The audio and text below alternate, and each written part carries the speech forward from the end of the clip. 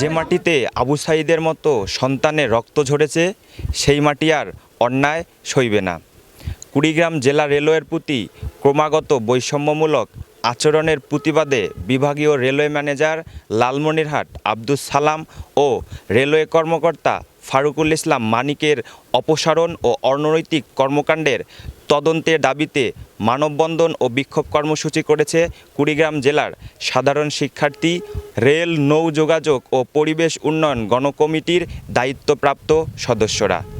আপনারা জানেন লালমনিরহাট বিভাগে রেলওয়ের তেমন কোনো উন্নয়ন কর্মকাণ্ড নাই। এখানে যারা আসেন তারা মূলত নিজের আখের গোছানোর জন্য আসেন। এই রকম একজন কর্মকর্তা বর্তমান যিনি আছেন বিভাগীয় রেলওয়ে ব্যবস্থাপক আব্দুল সালাম, যিনি একজন সম্পূর্ণ প্রজাতন্ত্রের কর্মচারী হয়েও জনগণ থেকে বিচ্ছিন্ন, যাত্রী সাধারণের কোন রকম অভিযোগ তিনি শোনেন না, তিনি কারো ফোন কল রিসিভ করেন না। আমি রেলওয়ে কর্তৃপক্ষকে জোরালোভাবে অনুরোধ জানাচ্ছি তারা যেন দ্রুত এই সমস্যাগুলো সমাধান করে এই রেলওয়েকে একটি সুন্দর রেলওয়ে পরিণত করতে পারে। এজন্য আমাদের সকলের এই মানববন্ধন।